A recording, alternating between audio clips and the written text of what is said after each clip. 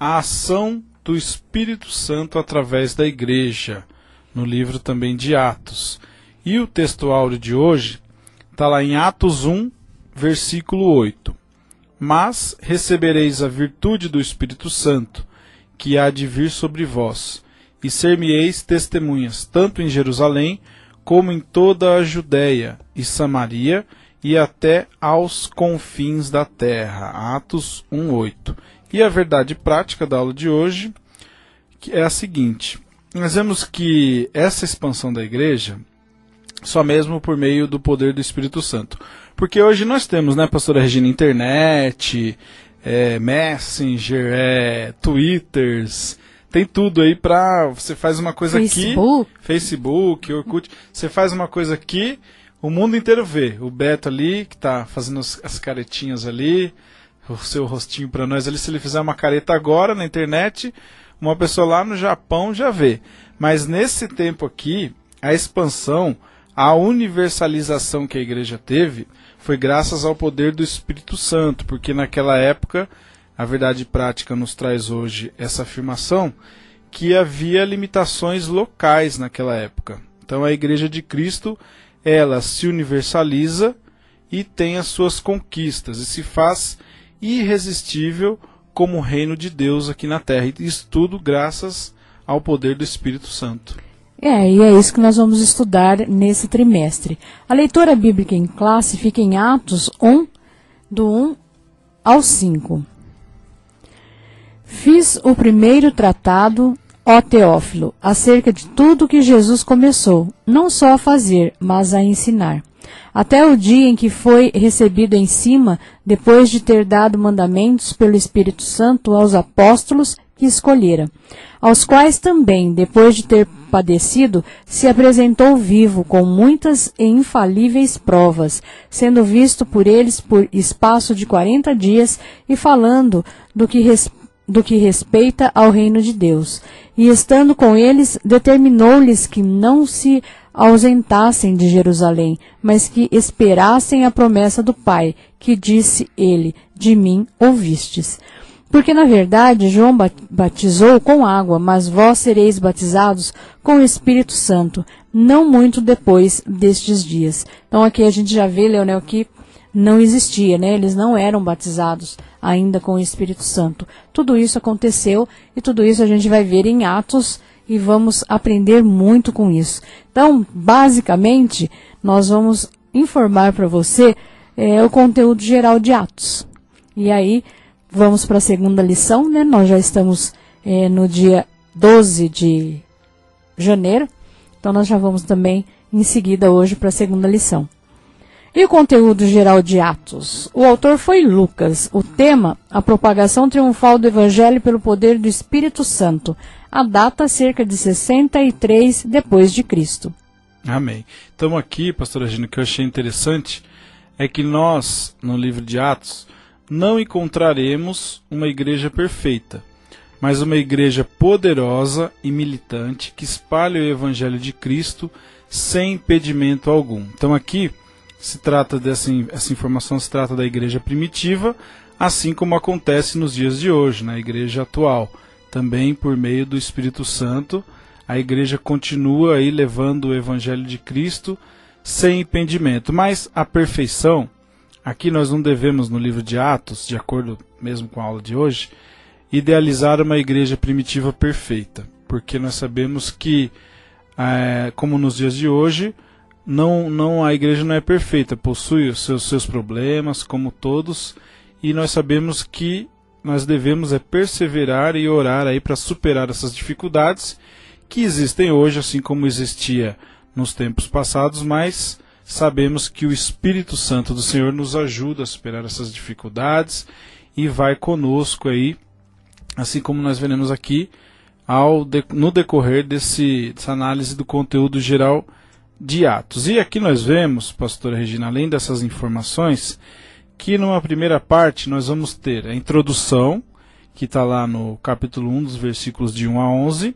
Depois vamos ver o derramamento do Espírito Santo, também no capítulo 1 de Atos, versículo 12, e no capítulo 2, versículo 41. a comunidade cristã em Jerusalém, Atos 2:42, Atos 8:1.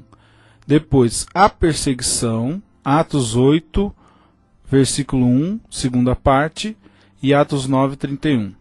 E também a igreja entre os gentios, Atos 9:32 e Atos 12:25. Depois o concílio de Jerusalém e as viagens missionárias, Atos 13 e 21:16. E depois, por fim, a prisão de Paulo e seu ministério em Roma, lá em Atos 21:17 e também 28:31. Pois é, então a gente vai ver aí em Atos realmente o que foi o início da igreja, né? O início de uma igreja avivada. Então a gente vai entender bastante. No versículo-chave de Atos é 1:8, onde o Leonel já leu. Quer ler novamente? Não precisa, né? Qual que é? 1:8. 1:8, que foi o textuário. Posso ler. Atos 1:8, para você que ligou o seu computador agora ou não acompanhou, ó, diz o seguinte, a palavra do Senhor.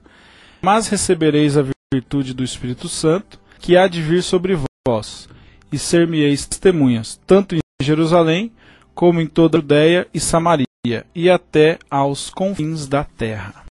Isso aí, então o propósito é relatar o avanço do Evangelho, saindo do judaísmo para o mundo gentil, revelando a missão do Espírito Santo na vida e no papel da igreja na sociedade, bem como a continuidade do ministério de Cristo na propagação do Evangelho.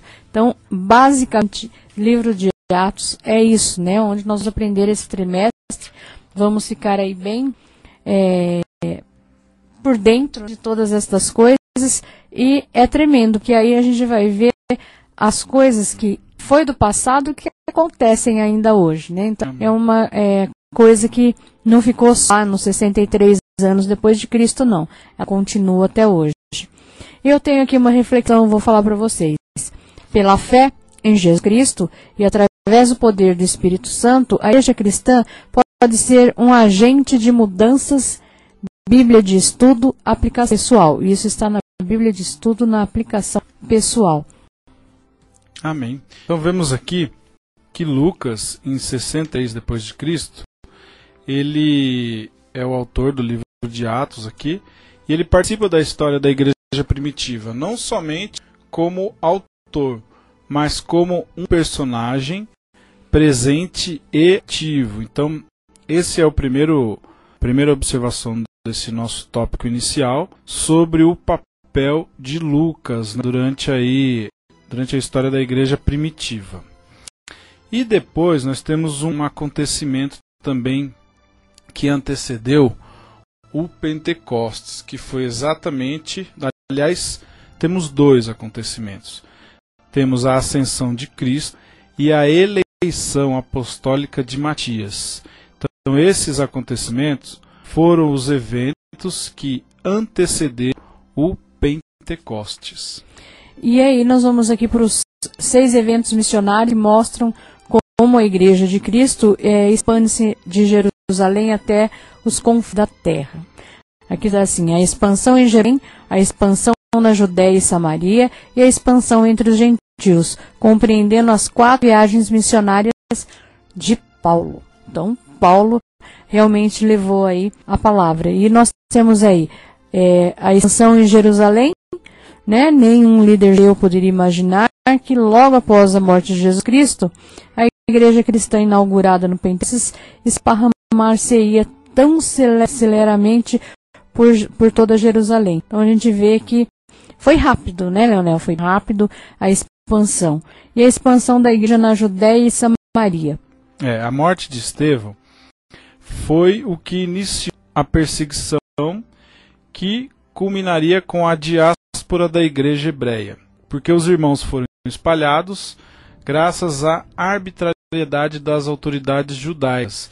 E enquanto eles iam espalhando, eles iam também semeando a palavra de Deus por toda a Judéia, até chegar à desprezada Samaria, como nós vemos lá em Atos 8, do 1 a 5. E nessa fase, destaca-se o evangelista o que for escolhido como diácono, que é Felipe, lá em Atos 8, 5. E tem gente que não dá valor pro diácono. Pois é, olha que beleza.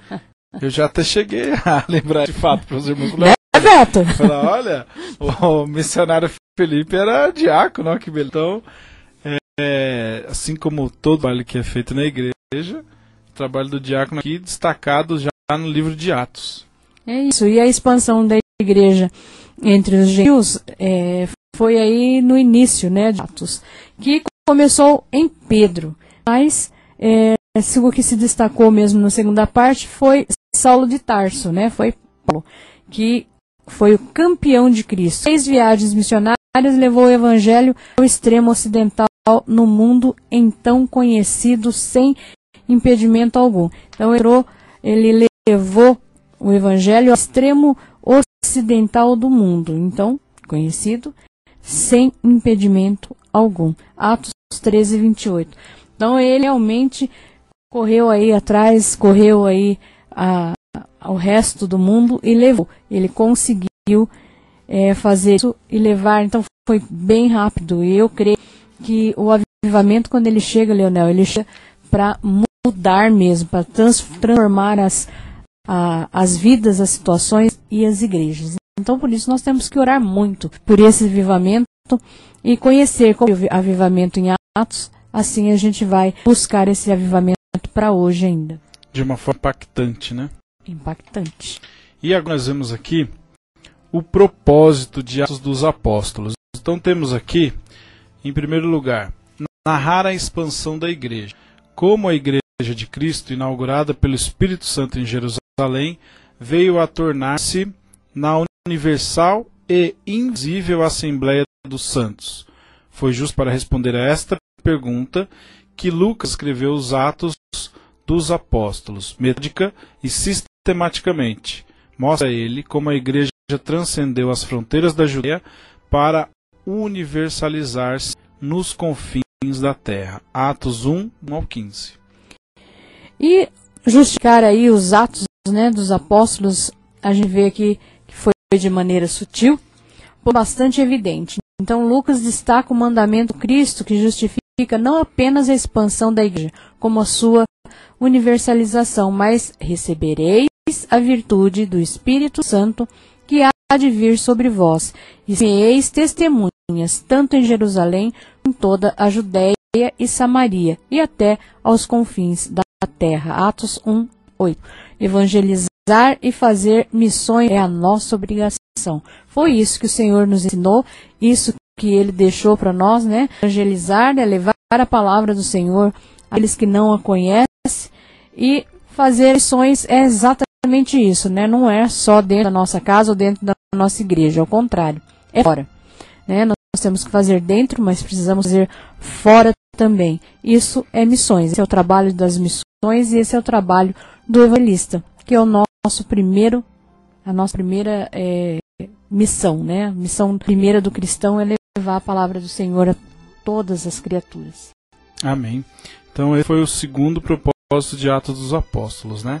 É o que a pastora Regina nos passou, justamente justificar os Atos dos Apóstolos. O primeiro eu tinha comentado, que era narrar a expansão da igreja, e o terceiro, que é o terceiro propósito de Atos dos Apóstolos aqui em destaque, é estimular aos crentes. Ao encerrar os Atos dos Apóstolos, deixa bem patente a todos nós que aqueles não foram encerrados com a prisão de Paulo em Roma, mas acham-se abertos e livres para que evangelizemos e façamos missões até a volta de Jesus, sem impedimento algum. Então vemos que a expansão da igreja deu-se em duas etapas: de Jerusalém a Samaria, de forma espontânea; de Antioquia a Roma, de forma planejada e intencional. Isso mesmo. E aí, nós vamos aprender nesse trimestre como, né, podemos fazer aí a Igreja de Cristo, no poder do Espírito Santo, ela crescer, avivar, como foi feito naquela época. E a gente precisa orar muito também para que, né, Deus possa nos dar esse avivamento autêntico e pentecostal novamente sobre as nossas vidas e sobre nossas igrejas.